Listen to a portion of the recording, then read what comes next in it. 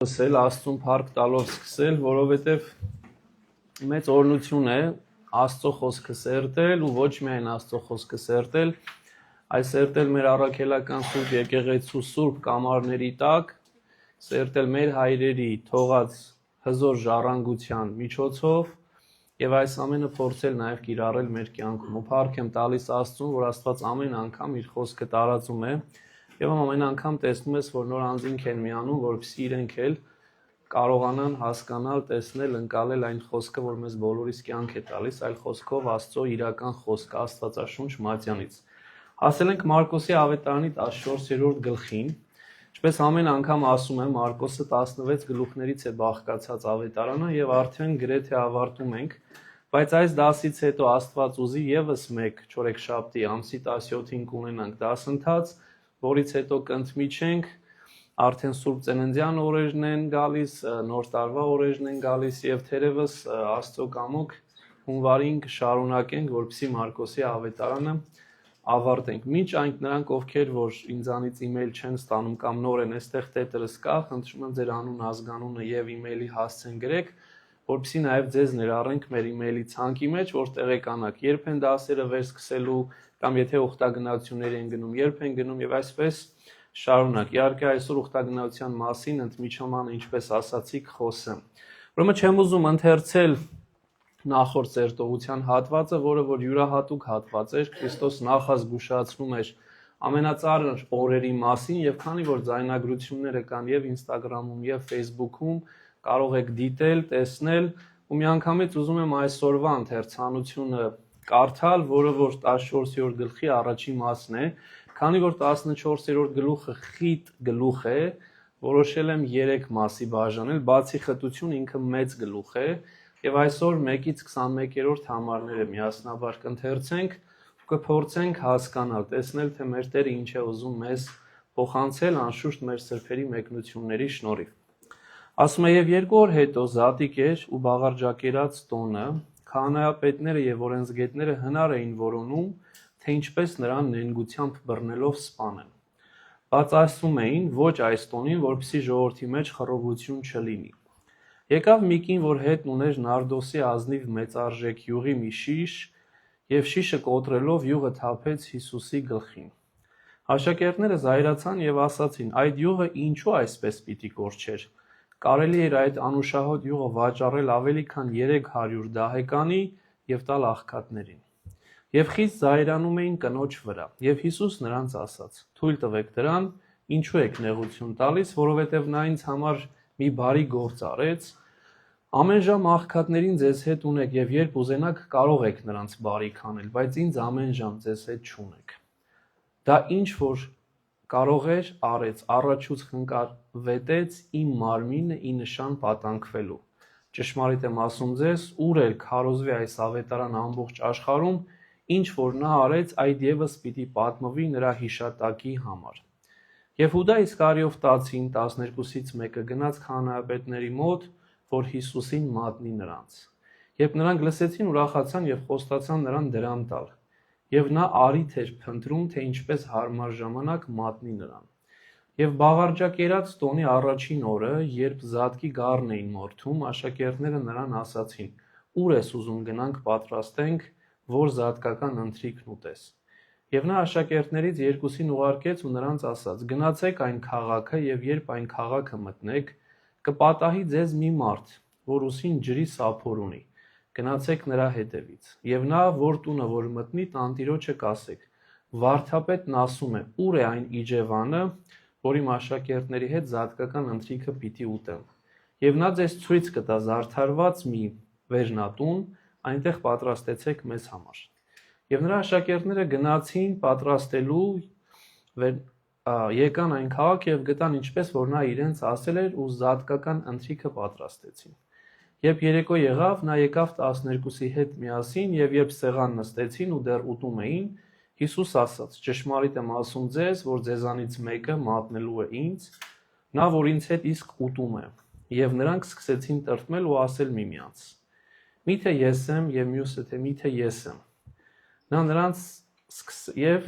նա պատասխան տվեց ու ասաց. 12-ից մեկը, որ ձեռքը ինձ հետ մտցրեց պնակի մեջ, ճիշտ է, մարդու որդին կգնա այս աշխարհից, ինչպես որ նրա մասին գրված է, բայց վայ այն մարդուն, որի ձեռքով մարդու որդին կմատնվի։ Լավ կլիներ նրան, եթե այդ մարդը ծնված անգամ չլիներ։ Եվ այս պատմությունն է, որ վստահ եմ այստեղ բոլորս էլ ներկաներից գիտենք, բայց պիտի փորձենք ավելի խորհրդել հասկանալ, թե այս պատմության մեջ ինչ կա։ Ուզում եմ մի պահ նորից ընդհանուր պատկերը ունենանք, որպեսզի լավ հասկանանք։ Վերջի շաբաթվա օրերն են, եթե կհիշեք 11-րդ գլխից մենք տեսանք, թե ինչպես եկավ Երուսաղեմ, այդ հաղթական մուտքն էր, ժողովուրդը ցնծությամբ դիվանվորեց Քրիստոսին, ճյուղերով, զգեստներով եւ այլն ովսանաներով, եւ այդ օրից հետո Քրիստոս անդադար գնում էր Երուսաղեմ եւ երբեմն գնում էր հետ Բեթանիա բնակ քնելու, նորից վերադառնում էր, այս ընթացքում հիշում ենք, որ թզի անեծքը եղավ թզի ծառ եւ այլ, այսինքն ընդամենը մի քանի օր է անցել եւ Քրիստոսի մատնության օրը չորեքշաբթի է, ուրեմն երկու շաբթի, Կիրակի, երկու շաբթի, երեք շաբթի եւ հիմա հասնում ենք արդեն չորեքշաբթի օրվան։ Եվ փաստորեն դրանից հետո Քրիստոսի կյանքը հարությունն էլ գիտենք, որ մյուս Կիրակի է լինելու, ուրեմն վերջի 4 օրերն են Քրիստոսի երկրավոր կյանքի լինելու ու այս ընթացքը մանրակրկիտ ավետարանիչները ներկայացնում են, բոլոր 4-ն էլ։ Բայց Մարկոսը մեջներից ամենաքիչն է ներկայացնում այս պատմությունները ու դրա համար այսօր էլ ընդհանրապես եթե նկատեցիք հաճախ օգտվելու ենք Մատթեոսից, Ղուկասից ու Հովհաննեսից, մյուս 3 ավետարանիչներից, որպեսզի ամբողջական պատկերը ունենանք։ Հետաքրքրորեն Մատթեոս այս վերջի շրջանը շատ ավելի ամբողջական է տալիս, որովհետև եթե Մատթեոսի 24-25-րդ գլուխներն ենք ընթերցում, տեսնում ենք, որ այստեղ միջև հասնենք 26-ը, որ այսօրվա նյութն է։ Քրիստոս մի քանի նախապատրաստական առակ է մեզ ներկայացնում, օրինակ հավատարիմ ու անհավատարիմ ծառայի առակը, թե ինչպես պիտի գա ու տեսնի, արդյոք ծառան հավատարիմ էր, թե անհավատարիմ, կամ շատ հայտնի 10 կույսերի առակը, որոնցից 5-ը հիմար էին, իսկ 5-ը իմաստուն եւ իրենց հետ հավելյալ յուղ էին վերցրել եւ երբ Փեսան ուշացավ, իրենք հետո զարթնեցին, յուղ ունեին ու կարողացան հարսանիքի մտնել, իսկ մնացած 5-ը մնացին դրսում եւ չկարողացան հարսանիքի մտնել, որը երկնքի արքայության խորհրդանիշն է։ Կամ տաղանդների առակը տեսանք, թե ինչպես Մատթեոսի մեջ պիտի տեսնենք, Քրիստոս տվեց մեկին 1, երկու մյուսին 5 տաղանդ, ասեց գնացեք օգտագործեք, շահեք վրան եւ երբ որ վերադառնամ ավելացած ինձ տվեք։ Այսինքն ամբողջ այս ընթացքում Մատթեոսը մեզ նախապատրաստում էր, որ Քրիստոս գալու է եւ մեզանից պտուղ է պահանջելու, ի վերջո Մատթեոս 25-ի մեջ նաեւ տեսնում ենք այն հրաշալի պատումը, որ Քրիստոս պիտի կանչի ու ասի մի կողմից մարդկանց, ովքեր որ աղքատներին հաց էին տվել, ջուր էին տվել, այցելել էին հիվանդանոց, բանտում եւ այլն եւ պիտի ասի, եթե այդ մարդկանց արեցիք, ինձ արեցիք, իսկ մյուսներին է պիտի ասի գնացեք հավիտենական խավարը,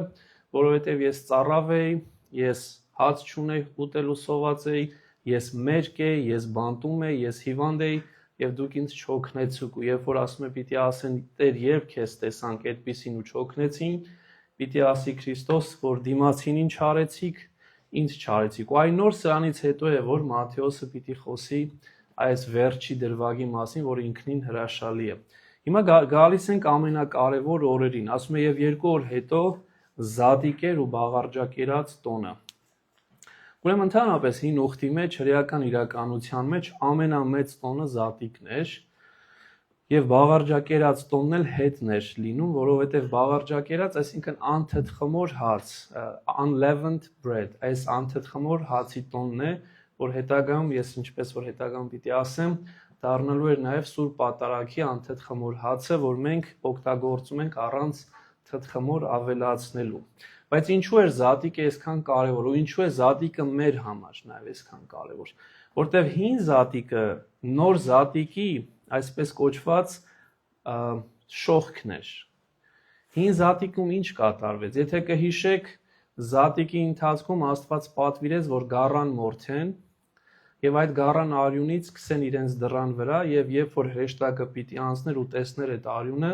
այդ տանը չէր հարվածելու, իսկ մնացած բոլոր եգիպտացիների տներին հարվածեց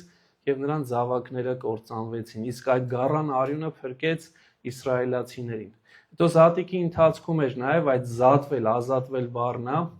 որ նաեւ իսրայելացիները կարողացան ազատվել եգիպտական գերությունից, անցան Կարմիր ծովի միջոցով, ջրերը բացվեցին եւ գնացին դեպի ավետյաց երկիր։ Եվ հենց այս ամբողջն էր, որ ուզում եմ այստեղ շատ կարևոր մի միտք արտահայտել, որ հрьяաները ոչ թե հիշում էին, այլ վերապրում էին։ Եվ անգլերենով այս բառը relive, այսինքն մի բանա հիշել, հա հիշում եմ այս ինչ բանա, բայց մի բանա վերապրել։ Ընդհանրապես ինչու ենք մենք տոնում ինչ որ մի բան, ոչ թե որպեսզի միայն հիշենք, որ սենց բան ա եղել, այլ որպեսզի վերապրենք։ Ինչու ենք մենք զատիկը Քրիստոսի հիշում, որպեսզի նաև կարողանանք վերապրել այդ հարության խորհուրդը,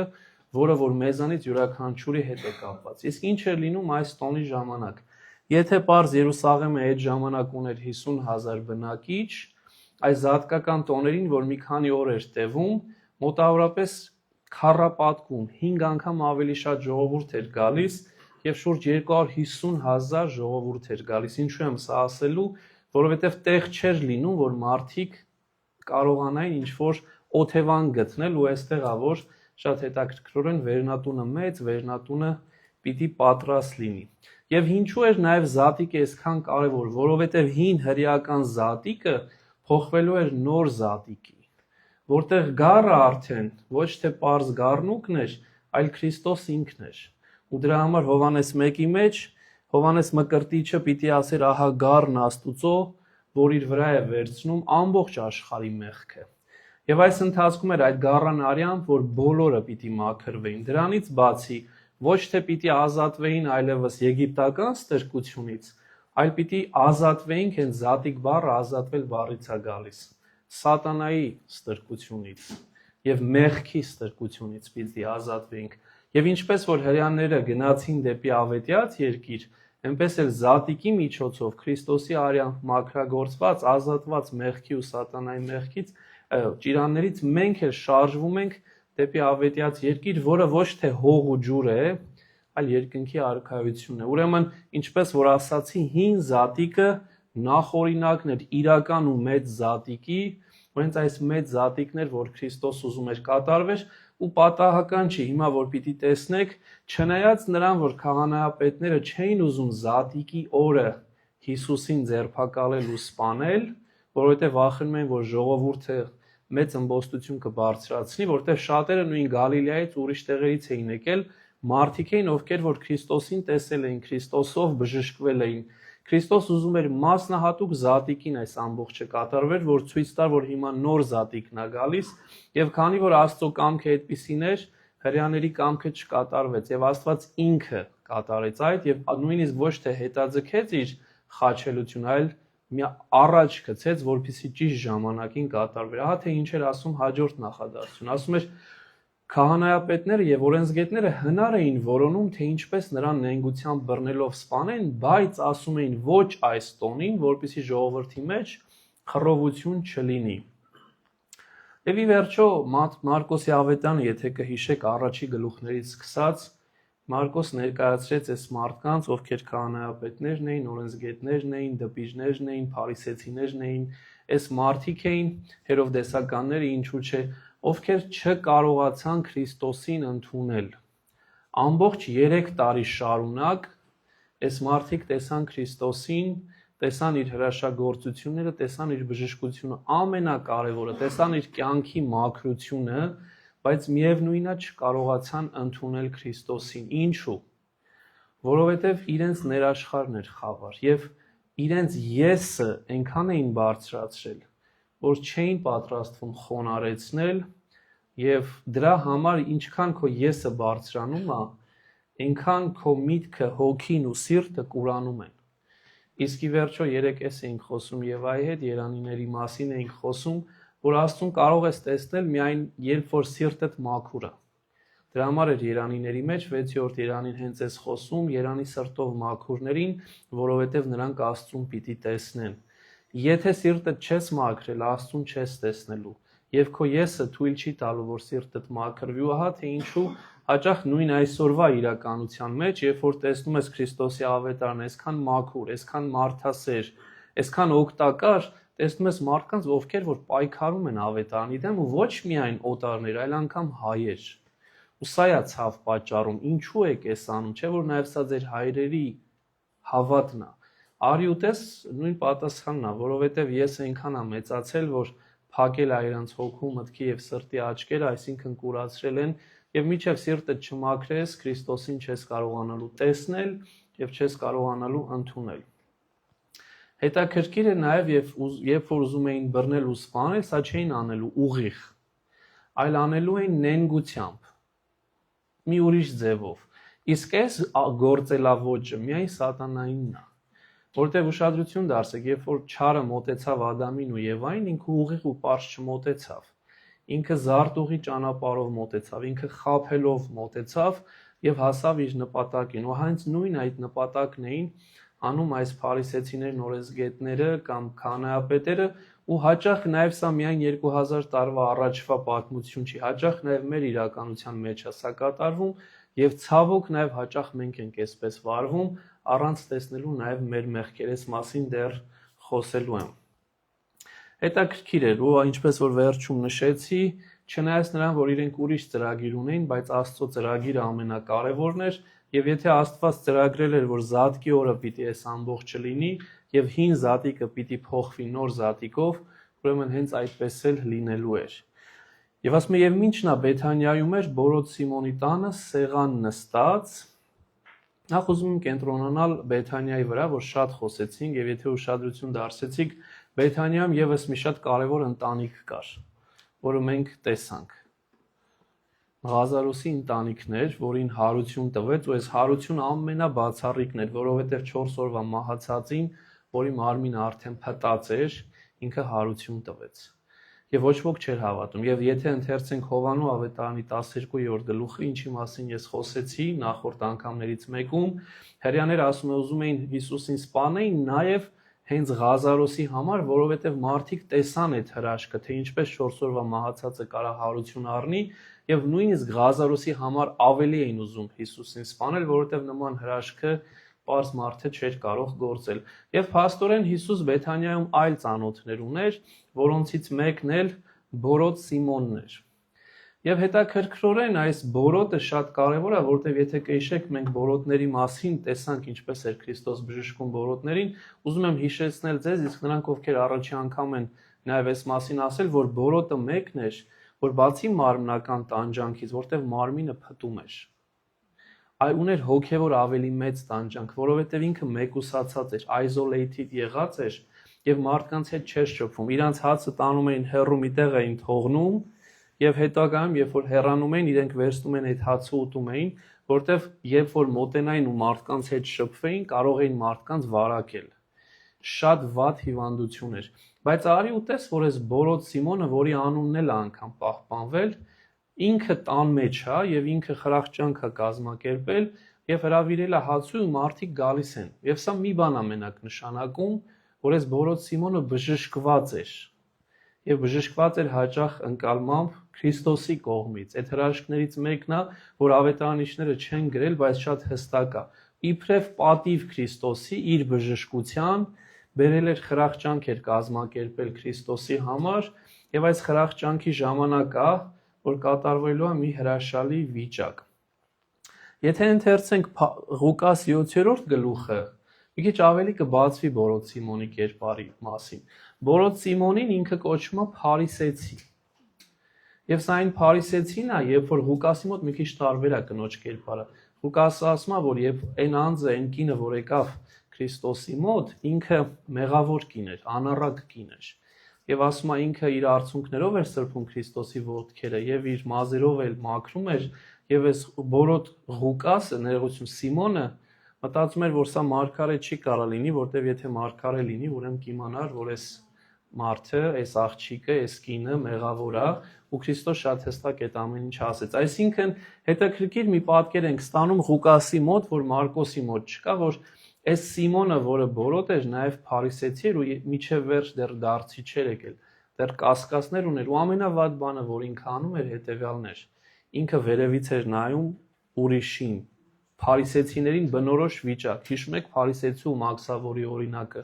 Ասում էր, ես էս մաքսավորի նման չեմ, ես լավն եմ, իսկ մաքսավորը մեղավոր է։ Հիմա նույն այս դեպքում փարիսեցի Սիմոնն էր ասում մեղավոր կնոջը։ Ես բարձր եմ, ով է այսա, ինչ իրավունք ունի գա իմ տուն ու մանավանդ Քրիստոսի ոտքերը մաքրի, ուրեմն Քրիստոսը այն չի, ինչի մասին մենք մտածում ենք, չնայած Քրիստոսն այն էր, ով իրեն էր բժշկել բորոտությունից։ Սա է շատ կարևոր կերպար, որ երբեմն Աստծուց մենք նվերներ ենք ստանում, անգամ բժշկություն ենք ստանում, լուրջ բժշկություններ ենք ստանում, բայց չենք դադարում դիմացինին մեղադրելուց, դիմացինին վերևից նայելուց ու դիմացինին դատելուց։ Ահա թե ինչ էր նաև այս Սիմոնի կերպարը։ Հիմա գալիս ենք ավելի կարևոր կերպարի մասին, որի վերաբերյալ շատ բան է խոսվելու այսօր։ Եկավ մի կին, որ հետն ուներ նարդոսի ազնիվ մեծարժեք յուղի մի շիշ եւ շիշը կոտրելով յուղը թափեց Հիսուսի գլխին։ Նախ ով էր այս կինը, նորից մյուս ավետարանիչները մեզ օգնում են հասկանալ։ Եթե ընթերցենք Հովհաննեսի 12-րդ գլուխը, կտեսնենք, որ այս կինը ոչ այլ ոք էր, եթե ոչ Մարիամը, Ղազարոսի քույրը։ Եվ հետաքրքրորեն այստեղ շատ բան ուրեմն պարզվում է,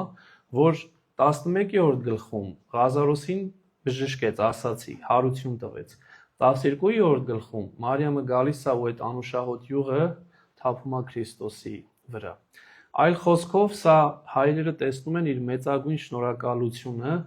որ Քրիստոս արեց իր եղբորը։ Բայց այս յուղը պարզ յուղ չի, ուզում եմ ընկալել, այսօր մենք ունենք թանկարժեք, չգիտեմ, քլոններ կամ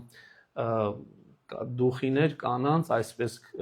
որոնք որ թանկ են $500, չգիտեմ, $1000։ Պատկերացրեք, սա մի ամբողջ տարվա աշխատավարձ է։ Այսինքն այս յուղերը իրենք հաճախ սերունդ փոխանցվում էին, որտեղ իրենք շատ թանկ էին։ Եվ այս ընտանիքի ունեցած ամենաթանկ նյութական իրն էր, որը որ մի տարվա աշխատավարձ էր։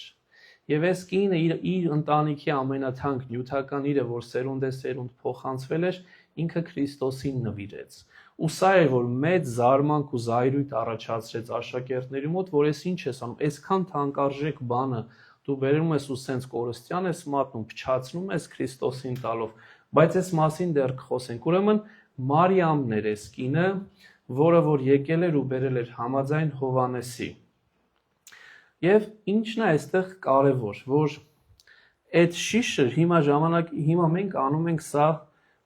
շշերը անում ենք ապակյա շշերի ինչ-որ մեջ ժամանակին, սա քար էր, անգլերենով alabaster են ասում, մարմարի նման քար էր, որը ինքը կոտրեց եւ յուղը թափեց Հիսուսի գլխին։ Հայրերը սրա մեջ այլաբանություն են տեսնում, որ ինչ էլ որ լինի, եթե քո մեջ նույնիսկ աշխարհի ամենաանուշահոտ բանն ես դու պահում, եթե զմռսված ու փակ է, ոչ մեկ այդ անուշահոտությունից չի օգտվում։ Բայց երբ որ դա կոտրվում է, այդ անուշահոտությունը սկսում է բուրել ու այդ մի սրվակից բոլորն են սկսում օգտվել, վայելել։ Ու նույնը սրա մեջ ուրեմն նաև մենք հետո տեսնելու ենք, որ սա ինքը վերածում է Աստվածաշունչը նաև մեզ քրիստոնյաներիս։ Անուշահոտությունը այստեղ գրում եմ Կորինթացիցի մեջ Պողոս առաքյալ ասում է սա այլաբանորեն քրիստոնյաներն են, որովհետև Պողոս առաքյալը 2 Կորինթացիս 2-ի մեջ ասում է դուք եք Քրիստոսի անուշահոտ բուրմունքը։ Այլ խոսքով այս մասին ուզում եմ մի քիչ էլ խոսել։ Ընդհանրապես ինչպիսին է քրիստոնյան։ Այս հարցը շատ կարևոր հարց է։ Քրիստոնյան մեկը չի, որ ժամանակին մկրտվել է ու դարձել է քրիստոնյա ու վերջ։ Սա դեռ սկիզբն է, սա վերջը չի, սա ընդամենը սկիզբն է։ Քրիստոնյան մեկն է, որից Քրիստոսի բուրմունքն է գալիս, որից անուշահոտություն է գալիս։ Երբեմն գիտեք, ժողովրդական խոսքի մեջ հին հայրերից է, մեր պապերից է մնացել, ասում են անուշ եղբայր։ Այդ անուշությունը ինքնին Քրիստոսի այդ ազնվությունն է, Քրիստոսի այդ անուշահոտությունն է, որ Սուրբ Հոգու շնորհ է խորքի մեջ, որ դու ունես։ Եվ եթե դու չունես այդ անուշահոտությունը, ընդհակառակը տխուր ես, տրտում ես, գոռոզ ես, մարդկանցից հեռու ես կամ կոմպլեքսավորված ես, հազար ու մի խնդիրներ ունես, ուրեմն այստեղ մի շատ կարևոր բան է պակասում։ Դու Քրիստոսի անուշահոտությունը չես բուրում։ Իսկ 5-4 դարի հայրերից մեկը ասում էր մեր քրիստոնյաներին կոչում ենք անուշաբույր նարդոսներ, այլ խոսքով ամենաազնիվ ու մաքուրը, այն ինչ որ կարող ես լինել Քրիստոսի համար։ Ուրեմն այս կինը այլաբանորեն իր հոգին ու սիրտն էր տալիս Քրիստոսին, որը անուշաբույր էր, որովհետև սիրով էր լցված, իսկ մենք գիտենք, որ Մարիամը իրապես սիրում էր Հիսուսին, ու այս մասին մենք կարդում ենք նաև 11-րդ գլխի մեջ Հովհաննես ավետարանի։ Երկու միտք նաև կա։ Ընդհանրապես հնում գլուխները օծում էին երկու կարևոր դեմքերի, կամ թագավորի, կամ քահանայապետի։ Եվ այստեղ այս երկուսն էլ Քրիստոսի օրինակի մեջ կա, եւ Քրիստոս մեր թագավորն է, եւ նաեւ քահանայապետն է, քահանաների քահանան է։ Եվ սա նաեւ այլաբանություն էր, որ ցույց տրվեց Քրիստոսի իրական կերպարը իբրև թագավոր եւ իբրև քահանայապետ։ Եվ ի վերջո վերջի միտքը, որ այս սլայդի մեջ ուզում եմ ասել, նա է, որ Քրիստոս բառը ինքնին հունարենով նշանակում է օծյալ, anointed։ Եվ այստեղ ենք մենք տեսնում ավետարանի մեջ, որ Քրիստոս օծվեց։ Չնայած այս օծումը մահվան օծումն էր, բայց միևնույն է ինքնին օծվեց Քրիստոս եւ ինքը դեմ չէր այս օծության, այլ ընդհակառակը պաշտպանեց այս օծությունը, որովհետեւ այս օծությունը պարտադիր էր եւ պիտի լիներ։ Եվ ասում են աշակերտները զայրացան եւ ասացին, այդ յուղը ինչու այսպես պիտի կորչեր, կարելի էր այդ անուշահոտ յուղը վաճառել ավելի քան 300 դահեկանի եւ տալ աղքատներին։ Այստեղ մի հետաքրքիր միտք կա։ Հովհաննես ավետարանում 12-րդ գլխում ասում է, որ Հուդան էր ասողը, ինչի այդ յուղը չվաճառվեց ու աղքատներին տրվեց, բայց ինքը շարունակում ասում, բայց ոչ թե նրա համար էր ասում, որովհետեւ աղքատների շատ էր սիրում, այլ որովհետեւ գող էր եւ գանձանակը իր մոտ էր եւ ինքը գանձանակից գողանում էր։ Բայց Մարկոսը մեզ օգնում է, որ հասկանանք, որ միայն Հուդան չէր այս մտքին, այլ աշակերտները զայրացան, այսինքն մտածեցին, որ սա անիմաստ կորուստ էր, մանավանդ ինչպես որ ասացի, այսքան մեծ արժեք ունեցող յուղի, բայց այստեղ մի ուրիշ միտք էլ կա։ Հիմա գալիս է Քրիստոսի հանդեպ սիրո այդ նվիրումի օրինակը, որ մենք հաճախ ասում ենք Քրիստոսի հանդեպ սերն ու նվիրումը քարոզների մեջ շատ կարևոր է։ Խորքի մեջ այս ալաբաստրի կամ այս նարդոսի յուղը միայն կարող էին օգտվել իրենից հարուստները, մեծահարուստը, որ իրեն կարող էր թույլ տալ, այսօրվա բանով չգիտեմ, ասենք $50,000 տալ, եթե մի տարվա աշխատավարձն է, եւ ասենք այդ յուղը գնել։ Բայց պարզ մարդիկ դրանից չէին կարող օգտվել, որովհետեւ դա շատ թանկ բան էր։ Ու Քրիստոս այստեղ նաեւ մեզ ցույց է տալիս, որ մարդ արարած ում համար է սպահել դա, մեծահարուստի թե իմ։ Եվ այստեղ էլ շատ կարևոր է, մեզանից յուրաքանչյուր այդ ընտրությունը ունի։ Քո լավագույնը տալիս ես Քրիստոսին, թե լավագույնը տալիս ես մեծահարուստին։ Սա է հարցը, որ պիտի մենք տանք ինքներս մեզ։ Եվ նաև շարունակությունը հասկանանք, որ ինչ որ Քրիստոսին ես տալիս, կորուստ չի։ Առաքյալներին թվաց, թե սա կորուստ է, բայց սա կորուստ չէր։ Եվ կարծես թե իրենք լավ բան են ասում են սրանք կարող էինք մենք տալ, վաճառել ու տալ աղքատներին, ու այստեղ է որ Քրիստոս պատասխանում է, միջև պատասխան նաև ասում է եւ խի զայրանում էին կնոջ վրա, եւ Հիսուս նրանց ասաց. «Թույլ տվեք դրան, ինչու եք նեղություն տալիս, որովհետեւ նա ինձ համար մի բարի գործ արեց»։ Նույնիսկ այստեղ առաքյալը Մարկոսը մեզ օգնում է հասկանալ, որ ոչ թե պարզ տենց նեղվեցին, ափսոսեր, այլ խիստ զայրացան կնոջ վրա։ Մանավանդ եթե հաշվի առնենք, որ եթե Ղուկասի, որտեղ որոշ հայրեր ասում են, որ այս կանայք տարբեր են, որտեղ անառակ կինը մենակ ոտքերը լվաց, իսկ այս կինը գլուխը լվաց նաև, երբեմն ասում են սրանք երկու տարբեր կանայք են, ու Մարիամը անառակը չէր։ Որոշ հայրեր ասում են, այս բոլորը նույն մարդն է։ Ինչ է լինի պարագան, զայրացել էին այս կնոջ վրա, եւ այս կնոջ վիճակը համարվում էր անընդունել, իսկ Քրիստոսի պատասխանը շատ հստակ է. թույլ տվեք դրան, ինչու եք նեղություն տալիս, որովհետև նա ինձ համար մի բարի գործ արեց։ Շատ հաճախ, եթե այս դասերին եկաք, ու հուսամ մարդ ունենք, որ ամբողջ դասերին եկավ առանց բացառության, հունարենը մեզ օգնում է, որ բնագիրն է հասկանանք ավելի խորքը։ Հայերենով մենք թարգմանել ենք նա ինձ համար մի բարի գործ արեց։ Բայց հունարենի մեջ այս բառը ergazomaya, որ ոչ միայն գործ է նշանակում, այլ նվաճում, անգլերենով accomplishment։ So այս կնոջ արածը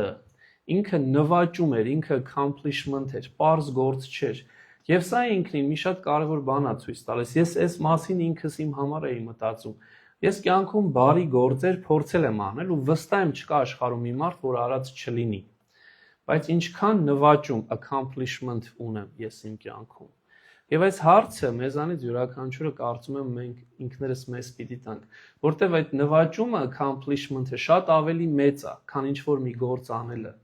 Եվ այս կնոջ accomplishment-ը նվաճումը չափազանց մեծ էր, որովհետև ինքը օծեց Քրիստոսի մարմինը, որը խորհուրդն էր իր մահացած մարմին, որովհետև եթե կհիշեք, երբ որ արդեն կանայք, յուղաբեր կանայք գնացին, որ գերեզմանը բացեն եւ օծեն Քրիստոսի մարմինը, Քրիստոս այլևս այնտեղ չէր։ Ուրեմն սա նախապես էր կատարվում եւ այս մեծագույն առաքելությունը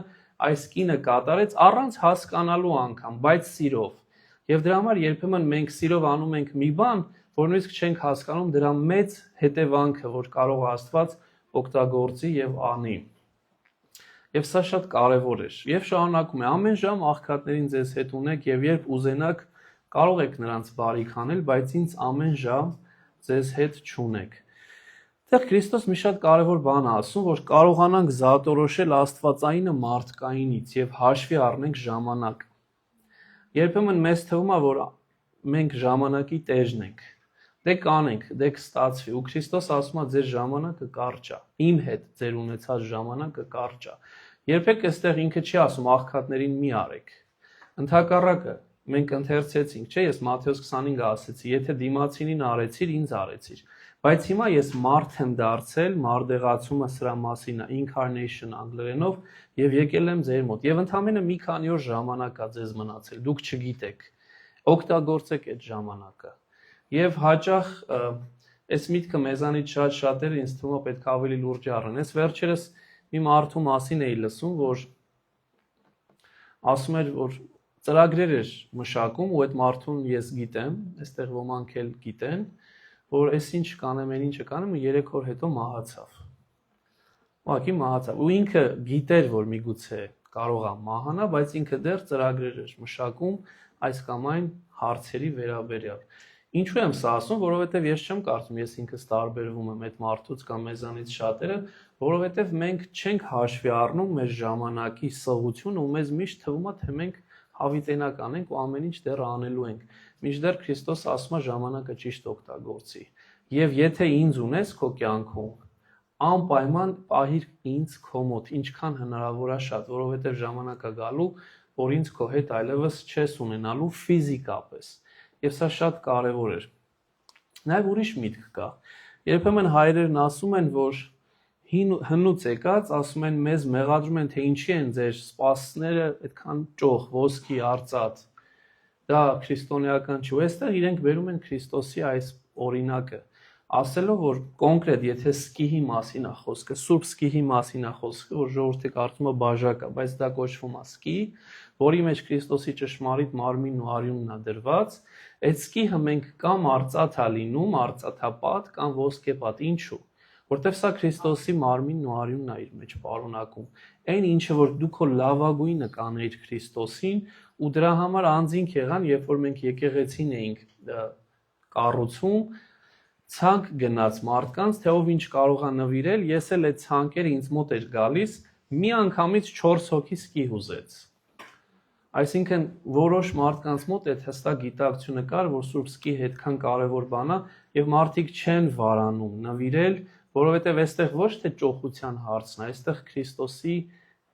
մարմնի ու արյան հարցն է, ու սա է որ շատ կարևոր է, ու դրա համար Թեոփիլակտը 12-րդ դալի այս միտքն էր ասում, չէ որ սուրբ սկիհի մեջ Տիրոջ սուրբ մարմինն ու արյունն է պատարակվում, ինչու չենք կարողանում դա զատորոշել մեկս մյուսից։ Երբեմն մենք ինքներս մեզ համար շատ ճոխ ապրանքներ ենք գնում եւ չենք մտածում, որ ուրիշը կասի ինչ ես անում։ Բայց երբ որ վերաբերում է հարցը Քրիստոսին, այդ ժամանակ կարծես թե բարեպաշտ ենք դառնում Հուդայի նման, որ խորքի մեջ իրականում այդքան էլ բարեպաշտ չէր, այլ ուղղակի իր շահի համար էր խոսում։ Եվ շարունակում է, դա ինչ որ կարող էր արել, առաջուց խնկավետեց իմ մարմինը, ի նշան պատանքվելու, ճշմարիտ եմ ասում ձեզ, ուր էլ քարոզվի այս ավետարանը ամբողջ աշխարհում, ինչ որ նա արեց, այդ եւս պիտի պատմվի նրա հիշատակի համար։ Ուրեմն փաստորեն աստվածային ծրագիր էր կատարվում, որը անգամ կինը եւ աշակերտները չէին հասկանում։ Հետո նաեւ մի շատ կարեւոր միտք, այս ամբողջ պատմության մեջ բազում մարգարեություններ են կատարում։ Կոնկրետ այս նախադասության մեջ երկու մարգարեություն կա։ Մեկը, որ ավետարանը ամբողջ աշխարհում է քարոզվելու, Քրիստոս ասում է, եւ երկրորդը, որ այս կնոջ արածը պատմվելու է բոլորին։ Եվ նաեւ մի դրանից հետևանք, որ այս կինը մնալու է պատմության մեջ, քանի որ շատ սիրեց, եւ այս բառերը քանի որ շատ սիրեց, մենք կարդում ենք Ղուկասի ավետարանում 7-րդ գլխում, քանի որ շատ սիրեց։ Եվ այս պահին ուզեցի այսօրվա իրականությունը ցույց տամ քրիստոնեության, որտեղ որ մուքը այդ երկրների տարածքը, այնտեղ քրիստոնեությունը շատ ավելի խորն է, իսկ որտեղ որ բացական մոխրագույն է, այդտեղ քրիստոնեությունը չկա։ Ու այսօրվա իրականությունը շատ հստակ է, ամբողջ աշխարհում իրապես որ քրիստոնեությունը տարածվել է եւ հետաքրքիր մի բան, եթե կնկատեք, իր բնորանի մեջ այստեղ է գրեթե քրիստոնեություն չի մնացել։ Եվ սա է շատ ցավալի իրականություն է, որ այնտեղ որտեղից որ ինքը սկսեց, այնտեղից քրիստոնեությունը դուրս է գալիս կամ հալածվում է եւ իր բնորանի մեջ չկա, ընդհանրապես կա այլ վայրերում, որոնք որ նաեւ շատ կարեւոր են։ Գնանք առաջ։ Եվ ասում է Հուդա Իսկարիովտացին 12-ից մեկը գնաց քահանայապետների մոտ, որ Հիսուսին մատնի նրանց։ Նախ ուզում եմ շեշտի ինչու Հուդա Իսկարիովտացի եւ ոչ Պարս Հուդա, որովհետեւ երկու Հուդա կար, եւ եթե գիտեք, Թադեոս, մեր Թադեոս առաքյալի անուններից մեկն էլ Հուդա է։ Սո Հուդան տարածված անուն էր։ Հուդան միայն մեկի անունը չէր, բայց Իսկարիովտացին կոնկրետ հենց Հուդա Իսկարիովտացին էր, որը որ դավաճան էր։ Ու պատահական չի, որ Մարկոսը մի քանի անգամ այսօրվա մեջ կտեսնեք շեշտելու է 12 բառը։ Եվ նաև այստեղ ասում է այդ Հուդա Իսկարիովտացին 12-ից մեկն էր, այսինքն ամենամտերիմներից մեկն էր եւ իրեն ոչ ոք չէր ասել գնա ու մատնի կամ քահանայապետները չէին եկել իրեն գայթակղել ասելով դու լավն ես երևում, արի քեզ գումար տանք դու մատնի, ինքը իր կամքով գնաց եւ փորձեց մատնել Հիսուսին։ Իսկ ինչու? Կարծես թե անտրամաբանական է, որտեղ հասկանալով, որ Հիսուսի բարի կերպարը, սերը, իբրև այդպիսին սեր եւ իմաստություն, մեկը պետք է որ միշտ ուզենա Հիսուսի հետ լինի, բայց արի ու տես, որ Հուդան նախընտրեց դրամը, ոչ թե Հիսուսին։ Եվ դրա համար առաջի պատասխանը հետեւյալն էր. Հուդան դրամասեր էր։ Եվ սա մենք ընթերցում ենք Հովանու ավետարանում։ Երկրորդը Հուդան նախընտրեց աշխարհը եւ ոչ թե Քրիստոսին։ Իսկ սա ավելի շատ է։ Միգուցե մենք դրամասեր չենք, բայց եթե խորքի մեջ նայեք, մեզանից շատերը նախընտրում են աշխարհը, աշխարհային այդ հաճույքը, այդ վայելքը, քան թե Քրիստոսին։ Եվ երրորդը, որ ոմանք ասում են, նա էր, որ ինքը իր եսին կպավ, երբ որ Հովանու ավետարանում, երբ որ Հուդան էր ասողը, ինչու չվաճառվեց 300 դահեկանի ու չտրվեց աղքատներին, Քրիստոս իրեն նախատեց, ասեց թույլ տվեք, դա ձեր գործը չի, սա կատարվեց ինձ համար։ Եվ ասում է, քանի որ ինքը բոլորի առջև նախատվեց եւ մի կնոջ համար նախատվեց, որը միգուցե եւ անառակ էր ու կարծես թե այս ամենը իրան ասվեց, ինքը շատ ավելի անձնական վերցեց ու սա դարձավ այն վերջին կաթիլը, որը որ հանդիսացավ իր համար այդ վերջի բանը, եթե այդպես է նեղված եմ, հիմա ես կգնամ ու այդ բանը կանեմ, քեզ կդավաճանեմ, կմատնեմ դրամի փոխարեն։ Այս բոլորն էլ իրենց տեղ ունեն, բոլորն էլ ավետարանական հիմքեր ունեն, որովհետև մի բան չի, որ առիթ է տալիս, որ մենք մատնենք Քրիստոսին, սա տարբեր բաների հավաքածու է, բայց այստեղ ամենամեծ բանը նորից եսին է գալիս։ Տեսեք, երկու մատնողներ եղան, Քրիստոսին երկու հոգի կամ երկու խումբ ուզում էին սպանել։ Առաջինը փարիսեցիներ, օրենսգետներ, քահանայապետներն էին, երկրորդը Հուդան էր։ Երկուսի մոտ էլ այդ եսի բարձրացումը կար։ Որովհետև երբ որ եսդ ավելի ես մեծացնում քո կյանքում, ու քո կյանքում Աստված դառնում է քո եսից ավելի փոքր, դու քեզ Աստծուց ավելի առաջ ես դնում եւ արդեն պատրաստ ես ամեն ինչ անելու այդ եսդ բավարարելու քո փառքն ու պատիվը կամ քո հաճույքը բավարարելու համար։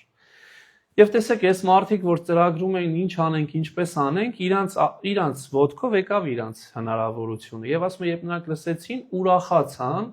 եւ խոստացան նրան դրամ տալ եւ նա առիթ էր փնտրում, թե ինչպես հարմար ժամանակ մատնի նրան։ Ընդհանրապես ուրախությունը դրական բան է, մենք ուզում ենք ուրախ լինել։ Բայց այս ուրախությունը վստահ եմ ինձ հետ կհամաձայնեք, որ բացասական է, որովհետեւ իրենք ուրախացան, որ Քրիստոսին սպանելու են կամ Քրիստոս մատնվելու է։ Ուրեմն, այստեղ շատ մի կարևոր դիլեմա կա, որ ամեն լավ բան չի, որ ուրախության առիթ է տալիս։ Երբեմն ուրախանում ես վատ բաների համար եւս, եւ ինքնին ուրախությունը չի մարդու նպատակակետը։ Դրա համար հաճախ երբ որ կենաց ենք վերցնում, բարձրացնում, ուրախ եղեք, երջանիկ եղեք եւ այլ եւ այլ։ Կարող ես ուրախ ու երջանիկ լինել ուրիշի հաշվին, ուրիշի վատ անելու հաշվին։ Ամենակարևորը Աստվածասեր լինելն է, Աստծո կամքով ապրելն է։ Սա է ամենակարևորը, որտեղ այս մարդիկ էլ ուրախացան, բայց ուրախացան չարության ու վատի համար եւ խոստացան նրան դրամ տալ եւ ասում է առիթ էին փնտրում, թե ինչպես հարմար ժամանակ մատնի նրան։ Արդեն Քրիստոսն է, ներողություն, Հուդան է փնտրում առիթը, որպեսզի մատնի նրան։ Իսկ Մատթեոսը մեզ ավելի հստակ է ասում, թե այդ արծաթը ինչքան էր։ Արծաթը 30 արծաթ էր։ Եվ այդ 30 արծաթը շատ ավելի քիչ գումար էր, քան նույնիսկ այդ յուղի գումարը։ Եվ պաստորեն ինքը պատրաստ էր այդ ոչ այդքան մեծ գումարի դիմաց մատնել Քրիստոսին։ Եվ այստեղ է, որ դավաճանության համար ինքը առիթ էր փնտրում։ Եվ սա շատ խորհրդավոր բառեր են դավաճանության համար առիթ փնտրել։ Այսօրվա մեր իրականության մեջ սա շատ ցավալի, բայց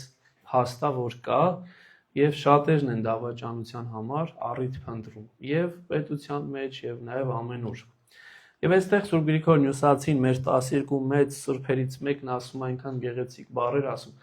է Հիսուս էժանագին 30 արծաթով վաճառվեց, սակայն աշխարհը գնեց իր թանկագին արյունով, որպես գառ տարվեց մորթվելու, սակայն որպես հովիվ հովում է ամբողջ աշխարհին։ Այսինքն սրա մեջ ինքը լավն է տեսնում։ Այո, 30 արծաթը մի մեծ բան չէր, բայց այն թանկագին արյունը, որը որ աշխարհը պիտի գներ, անչափ թանկ էր։ Եվ ինչպես կարծես թե գառը տարվում մորթվելու, բայց միևնույն ժամանակ այդ գառը ինքը հովվապետն է եւ հովում է բոլորին։ Եվ հենց այստեղ ենք մենք տեսնում Քրիստոսի աստվածությունը, որ կարծես թե մի բան ենք կարծում, բայց խորքի մեջ ինքը շատ ավելին է, քան մեր կարծած։ Եվ ասում է բաղարջակերած տոնի առաջին օրը, երբ Զատիկի գառն էին մորթում, աշակերտները նրան ասացին. «Ուր ես ուզում գնանք պատրաստենք, որ զատկական ընթրիքն ուտես»։ Ինչպես որ ասացի, բաղարջակերած օրը անթթխմոր հացի օրն էր, եւ ահա թե ինչու Սուրբ Նշխարը մեր այն հացը, որ մենք ունենք, անթթխմոր հացով է պատրաստվում, պահելով այն, ինչ որ Քրիստոս արեց։ Քրիստոս եթե բաղարջակերած հացը վերցրեց իր ձեռքով ու հիմա հաջորդ նյութն է լինելու, ասելու առեք, կերեք, այս է մարմինում, այդ նույն հացը հայրաքելական եկեղեցին անում։ Մենք ոչինչ չենք փոխել։ Ու դրա համար, երբ որ ոմանք քուքի են օգտագործում կամ ուրիշ բաներ, սա բացարձակ Աստվածաշնչի հետ կապ չունի։ Չնայած այդ մարդիկ են, որ ասում են մենք Աստվածաշնչով ենք շարժվում, Bible based ենք, բայց արի ուտես, որ Աստվածաշունչը հստակ ասում է.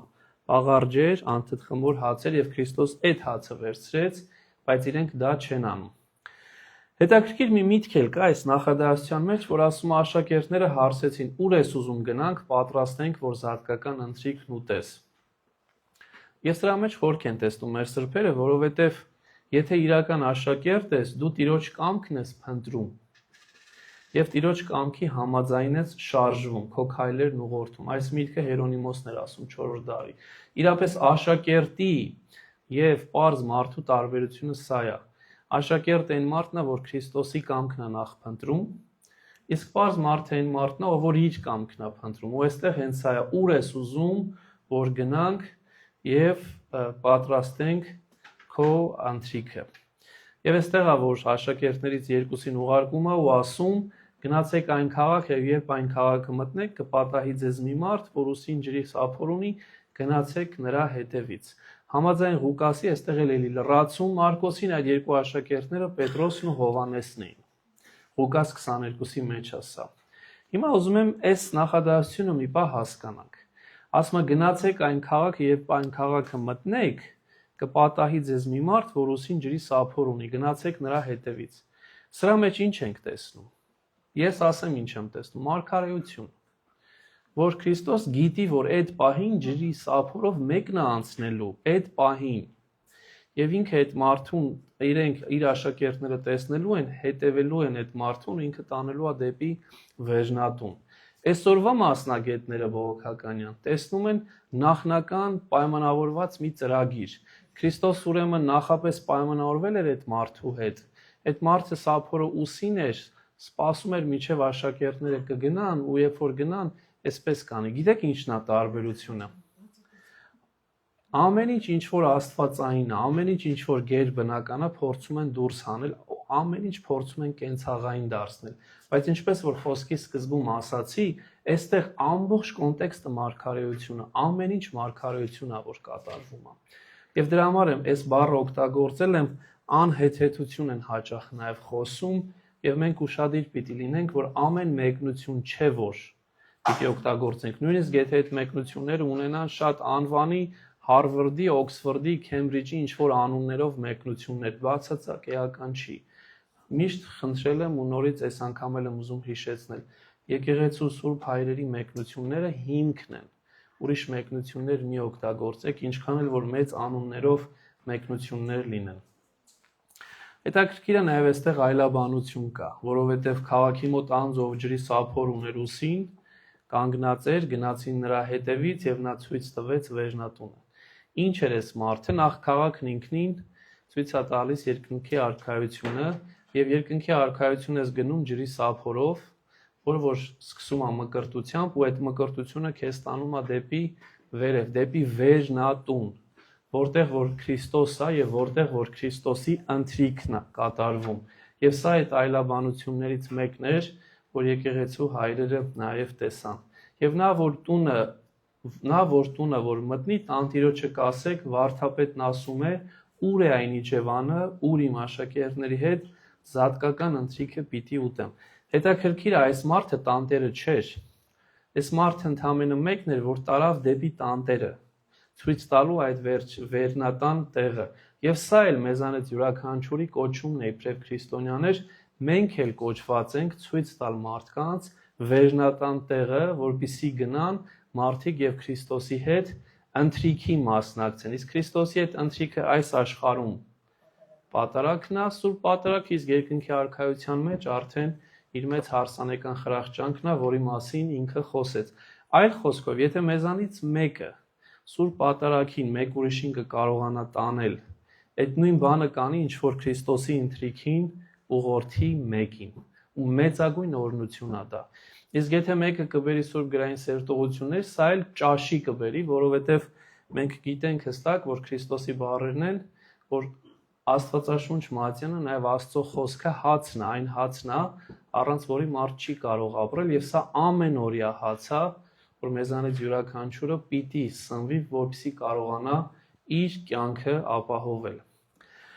Եվ հետաքրքիր ուրիշ միտք էլ կա այստեղ, որ Քրիստոս անձնապես իջևան չուներ, եթե ունենար իրենը, կասեր իմ տանը հավաքվեք, ավելին, աշակերտներն էլ չունեին։ Այս մարդիկ պարզ ժողովուրդ էին, բայց եթե այս շրջանում ինչի բերեցի 50,000 եւ 250,000, մարդկանց համար գրեթե անհնարին կլիներ քաղաք, որ 50,000 բնակիչ ունի, եւս 200,000 մարդ է մտել։ Այդ մի քանի օրվա համար ասեղ գցելու տեղ չկա, սենյակներ չկան, հնարավորություն չկա, արի ուտես, որ Քրիստոսի համար ոչ թե պարզ ինչ-որ մի անկյուն կա, այլ մի մեծ վերջնատուն կա, ու այդ վերջնատունը պատրաստված է կոնկրետ իր համար։ Ասում եմ, եւ նա ձեզ ցույց կտա զարդարված մի վերջնատուն, այնտեղ պատրաստեցեք մեզ համար։ Այս զարդարված վերջնատունը ես նշել եմ, որովհետեւ վերջնատունը առաջին եկեղեցին էր, որի մասին մենք ընթերցում ենք նաև Գործք առաքելոցում։ Ուզում եմ շեշտել, գործք առաքելոց, տեսեք բառերի նույնությունը։ Մենք հիմա կարդում ենք Մարկոս 14, գործք առաքելոց 1, Քրիստոս արդեն հարություն առել եւ համբարձվել է երկինք եւ իրենք առաքյալները առաջի օրեջնա ու տեսեք որտեղ են։ Եվ երբ քաղաք մտան, բարձրացան Վերջնատունը, որտեղ եւ բնակվում էին Պետրոսն ու Հակոբոսը, Հովանեսն ու Անդրեասը, Փիլիպոսն ու Թովմասը, Բարդողոմեոսն ու Մատթեոսը, Ալփիոսի որդի Հակոբոսն ու նախանձահույս Շմավոնը եւ Հակոբոսի որդի Հուդան, բայց ոչ Իսկարիովտացին, մեր Թադեոսը։ Սրանք բոլորը միասիրտ հարատեղորեն աղոթքի մեջ էին կանանց եւ Հիսուսի մոր Մարիամի ու նրա եղբայրների հետ։ Սա հստակ է, սա առաջի եկեղեցին է եւ առաջի եկեղեցին Վերջնատանն է։ Եվ ընդհանրապես ավանդությունն ասում է, որ այդ Վերջնատունը պատկանում էր գիտեք ում։ Մարկոսին, այն ով որ գրում է այս ավետարանը։ Մարկոս հենց տունն էր, Վերջնատունը։ Եվ փաստորեն այս Վերջնատունը առաջի եկեղեցին էր։ Եվ ինչի եմ գրել զարդարված Վերջնատուն։ Այդ իմ բառերը չեն, ես ընդգծել եմ ընդամենը զարդարված մի Վերջնատուն։ Որովհետև եկեղեցին զարդարված էր։ Քրիստոսի եկեղեցին, առաջի եկեղեցին, այն Վերջնատունը, որտեղ Քրիստոս իր ընթրիքը պատրաստեց եւ որտեղ համբարձումից հետո առաջի իսկ առաքյալները այնտեղ աղոթում էին, հարատև աղոթքի մեջ էին կանանց եւ Հիսուսի մոր Մարիամի ու նրա եղբայրների հետ, այդ Վերջնատունը զարդարված էր։ Ինչ եմ ուզում ասել։ Ռոլանդ, որ երբ որ մեզ նախատում են, որ ինչի է եկեղեցին զարդարված եւ այլ, սա նույնպես Սուրբ գրային է, որովհետեւ պատահական չի, որ ավետարանն ասում է եւ նա ձեզ ցույց կտա Քրիստոսի բառերն են, զարդարված մի Վերջնատուն այնտեղ պատրաստեցեք մեզ համար։ Քրիստոս կասեր է զարդարանք ինձ պետք չի։ Պարզ բան եմ ուզում, բայց չէ, որովհետեւ սա Աստծո բնակության վայրն է։ Եվ դրա համար պատահական չի, որ հին ուխտում էլ Աստծո տաճարը պիտի զարդարվեր։ Պատահական վայր չէր եւ Աստված ինքն էր ասում Մովսեսին. «Սենց կզարդարես իմ տունը»։ Եվ նոր ուխտի մեջ էլ տեսնում ենք, որ առաջի եկեղեցին նորից զարդարված է, որովհետեւ այնտեղ որտեղ որ Աստծո տունն է, ինքը պարզ չի, ինքը պիտի տարբերվի իմ տնից։ Իմ տունը եւ Աստծո տունը իրարից պիտի տարբերվեն։ Եվ սա շատ կարեւոր է, որ մենք հասկանանք։ Եվ մենք Աստծո տան համար պիտի